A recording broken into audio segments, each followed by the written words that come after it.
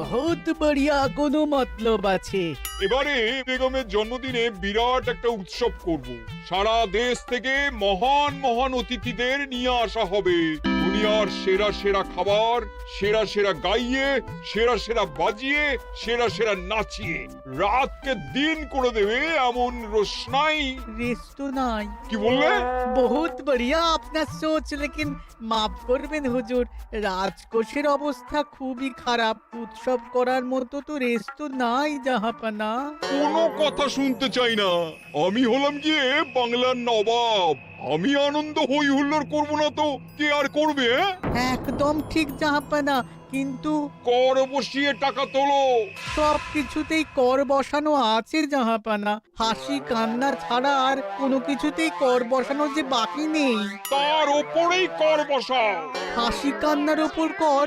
না, শীতকাল আসছে, বসাও বসাও কর হাঁচির ওপর। হ্যাঁ, হাতির ওপর কর? বসাও। ওরকম মুখ করে আছো কেন? যদি না পারো তো বলে দাও, আমি অন্য উজির নিয়োগ করব। আমি আজই ঘোষণা করে দিচ্ছি, এবার থেকে হাতির ওপর কর দিতে হবে। হ্যাঁ, তো জানাব, এতে প্রজারা যদি ক্ষুব্ধ হয়? আরে বাবা, প্রজাদের কাজই তো মাঝে মাঝে ক্ষুব্ধ হওয়া। তা ঠিক হুজুর। আমাকে কদর করে এমন কিছু সন্ডা আছে, তাদেরকে কাজে লাগাতে হবে। বহুত খুব জাহাপানা। তাহলে হাঁচি গোনার লোকের ব্যবস্থা করে নি। ওই সন্ডারাই হাঁচি গুনবে। ওদের স্বেচ্ছাসেবক হিসেবে নিয়োগ করো। বহুত খুব জাহাপানা। সব জায়গায় লোক পাঠাতে শুরু করো। তবে কৃষ্ণনগরে বেছে বেছে লোক পাঠাবে। আর মনে রেখো, ওখানে গোপাল আছে।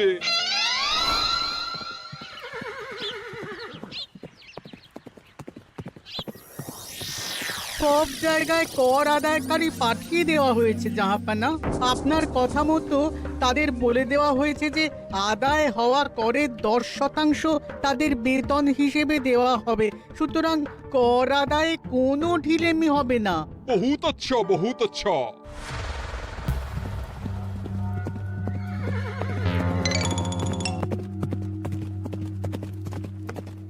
হ্যাঁ, তুমি ঠিক পড়েছো তো মন্ত্রী?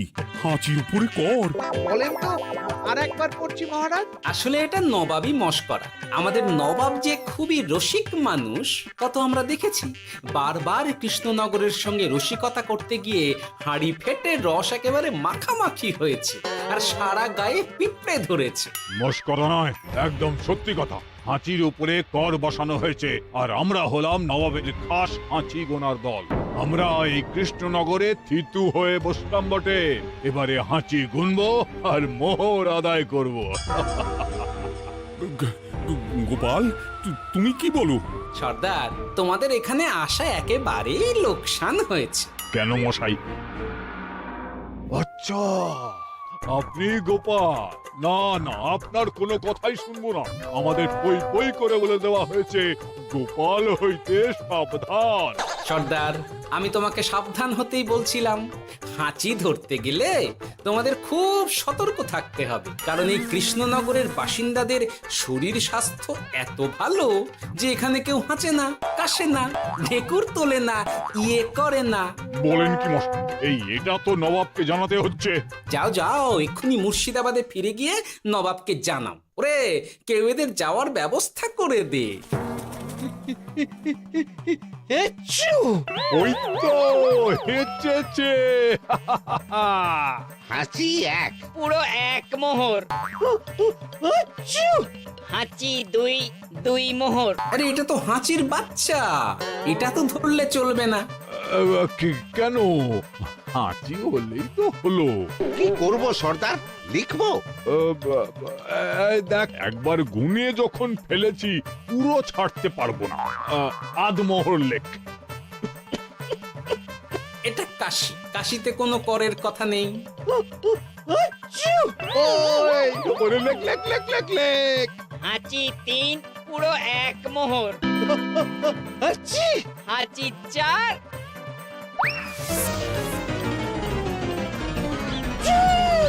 হাঁচি 5, লেখো।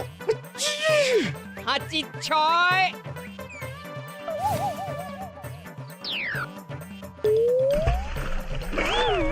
যা যা কি রে, শুনেছিলাম কৃষ্ণনগরের মন্ত্রীটা মাথা মোটা, প্রমাণ হয়ে গেল। জল থেকে উঠবে যখন ঠান্ডা লেগে হাঁচি তো আরো বাড়বে। জলে বুড়ুবুড়ি উঠছে, বেটা জলের তলায় তলায় হাঁটছে, হাঁচি সাত।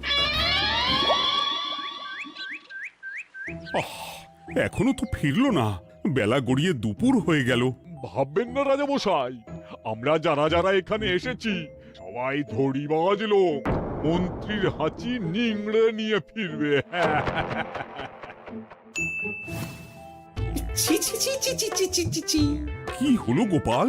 আমরা কৃষ্ণনগরের প্রবাদ প্রতিম আতিথেয়তার অসম্মান করেছি মহারাজ। কেন? কিভাবে? কখন? এখন মহারাজ, এখন এনারা সেই সুদূর মুর্শিদাবাদ থেকে এসেছেন, আর আমরা এতক্ষণ শুধু অন্য কথাই বলে চলেছি, এনাদের আপ্যায়নের ব্যবস্থা করিনি। তাই তো। মহারাজ, আপনি ব্যস্ত হবেন না। এই কে আছো? শোনো, এদের রাজ অতিথিশালাতে থাকার বিশেষ ব্যবস্থা করো। এদের খাবার যাবে মহারাজের পাকশাল থেকে। এদের সব সুবিধে অসুবিধে দেখার জন্য দাস দাসী নিযুক্ত থাকবে। চলো হে চলো। আরে দাঁড়াও সর্দার, হ্যাঁ বলুন। তোমাদের তো আবার গোপালের কথা শোনা বারণ। আমার ব্যবস্থায় বোধহয় তোমরা থাকবে না। বাদ দিন তো, আসলে ভয় ছিল আপনার বুদ্ধিকে, আর ভয় নেই। কেমন আগু পিছু বিচার না করেই বলে ফেললেন এখানে কেউ হাঁচে না। বুঝে গেছি, আসলে গোপাল হলো গল্প। চলো হে চলো, ও বড্ড খিদে পেয়েছে। প্রহরী, এই সর্দারের দলের বাকি লোকগুলো এলে এদেরকেও অতিথিশালায় নিয়ে যেও। হ্যাঁ, আচ্ছা। কি গোপাল, এই রক্তচোষাগুলোর জন্য তুমি রাজনিবাস আর রাজভোগের ব্যবস্থা করে দিলে? গোপাল কার পক্ষে মহারাজ? এতক্ষণ গোপালের সব কাজ তো কৃষ্ণনগরের বিপক্ষে গেল। বটেই তো, আমি মনে মনে গণনা করে দেখলাম গোপালের শুল যোগ শুরু হয়েছে। আগামী 1 যুগ ধরে গোপাল যেখানে থাকবে সেখানে রাহুর প্রকোপে দুঃখ দারিদ্র মহামারী একসঙ্গে এসে ধরা পড়বে। মহারাজ, গোপাল কখনো কৃষ্ণনগরের খারাপ ভাবেনি। সে যখন ওই রক্তচোষাদের রাজভোগে রাখার ব্যবস্থা করেছে, তখন বুঝতে হবে এর মধ্যে একটা ঘোরতর প্যাঁচ আছে। গোপালই তাহলে বলুক, কি প্যাঁচ? মহারাজ, মানুষ বিলাসের সুযোগ পেলে কাজ ভুলে বিলাসেই ডুবে থাকে। কত সম্রাট মহাসম্রাট বিলাসিতায় ডুবে কত সাম্রাজ্য মহাসাম্রাজ্য ভেঙে টুকরো করেছে। এরা তো নবাবের পাঠানো কিছু মূর্খ বালক মাত্র মহারাজ। এদের রাজভোগে ডুবিয়ে দিলে হাঁচির কথা কি এদের মনে থাকবে?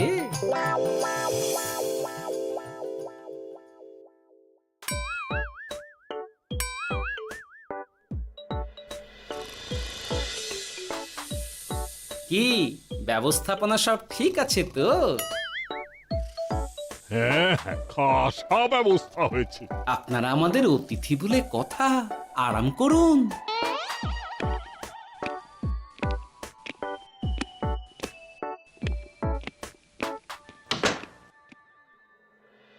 বিজ্ঞানী, তোমার এই দুমুখ আয়না আবিষ্কার তোমার জীবনের সেরা কাজ। একদিক দিয়ে আয়না, অন্য দিক দিয়ে কাঁচ। কেউ জানতেই পারবে না যে তার উপর নজর রাখা হচ্ছে। অনবদ্য অনবদ্য। মহারাজের জয় হোক। কিন্তু মহারাজ, এই কৃতিত্বের মূল ভাগীদার আমাদের মন্ত্রী। তাই নাকি? হ্যাঁ মহারাজ, মন্ত্রীর দুমুখ কাজকর্ম দেখেই দুমুখ আয়নার কথা আমার মাথায় আসে। মুখ সামলে কথা বলো বিজ্ঞানী। ওরা শুনতে পাচ্ছে। যা চেঁচালেন 20 ইঞ্চির দেওয়াল ভেদ করে ওদিকে চলে যাবে কথা। এই কে যেন কাকে মুখ সামলে কথা বলতে বললো? ওই বাইরে কেউ বলেছে। এই তোমরা সবাই শোনো, অতিথিদের যেন আদর যত্নের ত্রুটি না হয়। আমি আর যাই, কাল সকালে আসব, কেমন? গোপালকে নিয়ে নবাব আর উজির যেমন ভয় দেখিয়ে দিয়েছিল, গোপাল কিন্তু সেরকম নয়। এই তোরা কি বলিস? না না না না না না, গোপাল একটু ওই হাবা গোবা আছে দাদা। দেখো দেখি কেমন বুক পেতে দিয়েছে, এবার ওদেরই বুকে বসে ওদেরই দাড়ি ওপরাবো। গোপালের জবাব নেই, ঠিক সামলে দিল। মহারাজ, এই প্যাঁচটা আমার মাথাতেই এসেছিল, কিন্তু ওই যে নাকে মাছি ঢুকে গিয়েই সব বরবাদ হয়ে গেল। মহারাজ, এই পরিকল্পনা যদি মন্ত্রীর মাথাতে আগে এসে থাকে তাহলে এদের মন্ত্রী আমার চেয়ে ভালো করে সামলাতে পারবেন মহারাজ। বটেই তো, এই দায়িত্ব আমি নিলাম মহারাজ।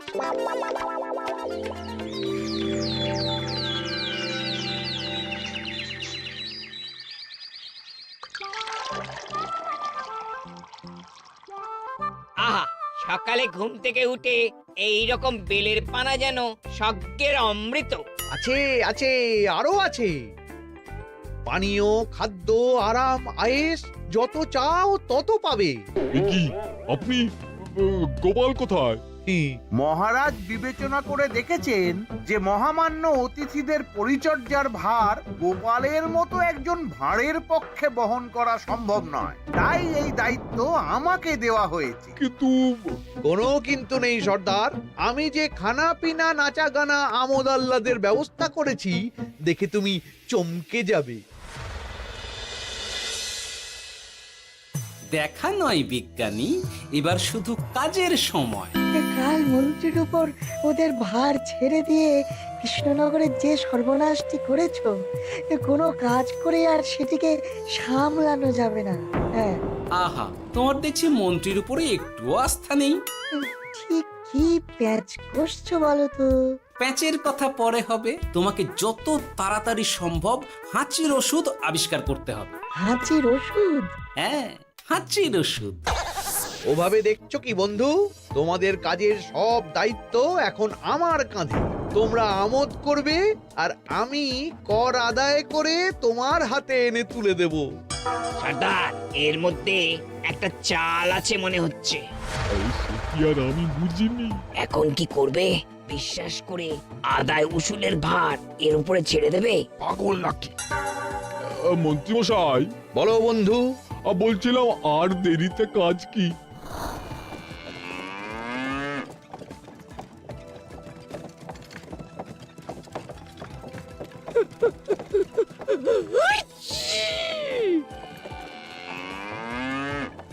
মন্ত্রী, লেখো হাঁচি এক। ওহে, তোমার নাম কি? মন্ত্রেশ্বর হুজুরি আগে। লিখুন মন্ত্রী মশাই, নাম লিখুন। ওহে মন্তেশ্বর, হাঁচি কর, এক মোহর ছাড়ো দেখিনি। হাঁচি দুই। আরে যাও, দৌড়ে গিয়ে দু মোহর আদায় করে আনো। ওরে, তোরা সব কৃষ্ণনগরের কোণে কোণে ছড়িয়ে পড় দেখি, একটা হাঁচিও যেন বাদ না পড়ে। হ্যাঁ,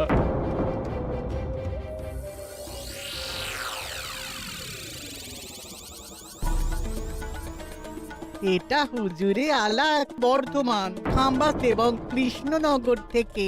চমৎকার চমৎকার। তাহলে গোপাল কিছু করতে পারেনি, আমাদের যুব শক্তি কৃষ্ণনগরকে পুরো নিংড়ে নিয়ে আসছে। মহারাজ কৃষ্ণচন্দ্রের একটা আবেদন আছে জানাব। এই হাঁচি করের 30% যদি ওই রাজ্যকে দেওয়া যায় তাহলে আদায় উসুল আরো ভালো হবে। ওরা বলেছে যে আপনি যদি 30% দেন তাহলে কর আদায় একেবারে জান লড়িয়ে দেবে। মঞ্জুর মঞ্জুর। আর একটা আর্জি আছে হুজুর, কৃষ্ণচন্দ্র কদিন বাদে নবাবকে কৃষ্ণনগরে আমন্ত্রণ জানিয়েছে। কেন? কৃষ্ণনগরের নবাব এবং তার উন্নয়ন উপলক্ষে এক মহোৎসব হবে। সেই সঙ্গে শহরে থাকা ইংরেজদের কাছেও নবাবের সৈন্য বলের এবং নবাব ও কৃষ্ণনগরের মধ্যে পারস্পরিক ভ্রাতৃত্বের সম্পর্কের বার্তাও পৌঁছে দেয়া যাবে। নবাবের অধীনস্থ রাজারা নবাবের শত্রু, এই রকম একটা ধারণা থেকে ইংরেজরা ইদানিং বেপরোয়া হয়ে উঠেছে, তাতে লাগাম উঠবে। বহুত খুব, মঞ্জুর মঞ্জুর মঞ্জুর।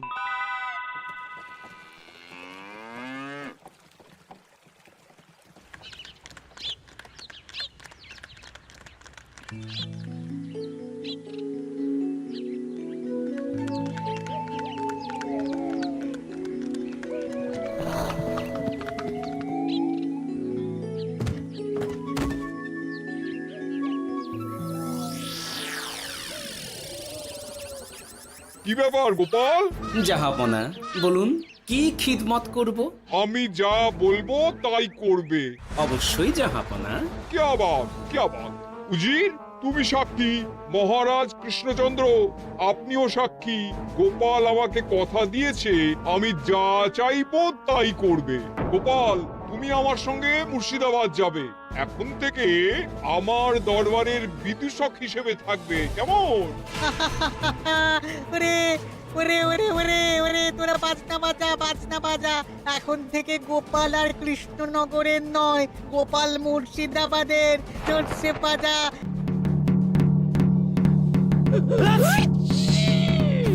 কি হলো? হুজুর, মনে হচ্ছে আপনার সৈন্যদল হাঁটছে। হ্যাঁ? হুজুর, হাঁচিগড়ের বন্যা সব সৈন্য 10-12টা করে হেঁচে ফেলেছে। মানে প্রচুর মোহর হয়ে গেছে আর বাড়ছে। আমার হাঁচি গোনার দল একটা হাঁচিও বাদ দেবে না। মোহর রাখার জন্য নতুন পোশাকখানা বানাতে হবে হুজুর। সর্দার, আমাদের হাঁচিগুলো কি খুলবো? হ্যাঁ, নিশ্চয়, একটা হাঁচিও যেন বাদ না পড়ে। চলুন হুজুর, আমরা এখানে দাঁড়িয়ে থেকে আর কি করব? ওরা হাঁচুক আর হাঁচি গুনুক। চলুন নবাব বাহাদুর, আপনার জন্য কৃষ্ণনগরের রাজাতিথ্য অপেক্ষা করছে। হুজুর, আমার মনে হয় আমাদের কৃষ্ণনগরে এখন আর দেরি করা উচিত হবে না। আমরা সোজা শহরের দিকে রওনা হয়ে যাই। শহরের ইংরেজদের শিক্ষা দিয়ে ফেরার পথে আমরা কৃষ্ণনগরের আতিথ্য গ্রহণ করব। সে কি? মহারাজ, নবাবের মতো কর্তব্যপরায়ণ ইনসানকে তার কর্তব্য পালনে বাধা দেবেন না। আমরা ওনার শহর থেকে ফেরার অপেক্ষায় থাকব। ঠিক, আমার এক্ষুনি শহরে যাওয়ার দরকার। ইংরেজরা সব নিয়ম কানুন ভেঙে চুরে যা ইচ্ছে তাই করতে আরম্ভ করেছে। বুঝি, সৈন্যদের ডাক দাও, চলো রওনা হই। কিন্তু জাহাপনা, আপনার সৈন্যদের থেকে পাওনা মোহরগুলো এতক্ষণে যা হেঁচেছে, লাখখানেক মোহর তো হয়েই গেছে। ওটা আমরা নিজেদের মধ্যে বুঝে নেব। কিন্তু ওই করের 30% যে কৃষ্ণনগরের পাওনা। পেয়ে যাবে। শহর থেকে ফিরি। আরেকটা কথা, হাঁচিকর ব্যবস্থা এখন থেকে উঠে গেল। গোপাল ভাঁড় মহাশয় নবাবের উন্মাদের মতো জারি করা ওই হাঁচিকর থেকে আমাদের সকলকে রক্ষা করেছেন, তা আমরা সকলেই জানি। সমাজের তরফ থেকে তাই গোপালকে সামান্য উপহার।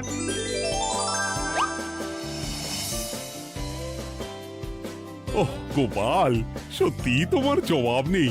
কিছুই হতো না যদি না বিজ্ঞানী ওই হাঁচি চূর্ণ আবিষ্কার করত। এই উপহারের অর্ধেক কিন্তু বিজ্ঞানী। সবই তো বুঝলাম, নবাবকে সৈন্য সহ নিমন্ত্রণ থেকে সৈন্যদলকে হাঁচি চূর্ণ মাখানো চাঁদোয়ার তলায় ঢোকানো পর্যন্ত। কিন্তু চাঁদোয়া থেকে হাঁচি চূর্ণ ঝরে পড়লো কি করে, সেটাই তো বুঝলাম না। এটা তুমি বলো বিজ্ঞানী। শব্দে বাতাসে কম্পন তৈরি হয়। গোপালের হাততালিতে আমার ঘরের শাড়ি থেকে হাঁচির জন্য ঝরে পড়েছিল। এখানে চাঁদোয়া থেকে ঝরে পড়েছিল বাজনার শব্দে। কি ব্যাপার বিজ্ঞানী, তুমি এখন ছেলে খেলা করছো? হাঁচির ওষুধ হয়ে গেছে। হয়ে গেছে? মূল উপাদান তামাক, গোলমরিচ আর আলকুশির গুঁড়ো। কাজ হবে? হাততালি দাও। হাঁচ! কাজ হলো। ব্যাপারটা কি হলো? ওই শাড়িটাতে হাঁচি চূর্ণ মাখানো আছে। তোমার হাততালির শব্দের কম্পনে ঝরে ঝরে পড়েছে। একবার নাকের কাছে এলে পিঁপড়ে থেকে পিশাচ হাঁচতেই হবে। হাঁচতেই হবে। নবাব যদি বাজনা বাজাতে না বলতো। আমাদের বাজনদাররা তৈরি ছিল মহারাজ। যাক, সবই ভালোই মিটে গেল। যার শেষ ভালো তার সব ভালো। ব্যাস, এখন শুধু একটাই কাজ বাকি। নবাবের কাছ থেকে করের 30% বাবদ পাওনা মোহর মুর্শিদাবাদে গিয়ে নবাবের কাছ থেকে তুমি নিয়ে আসবে। আচ্ছা মহারাজ।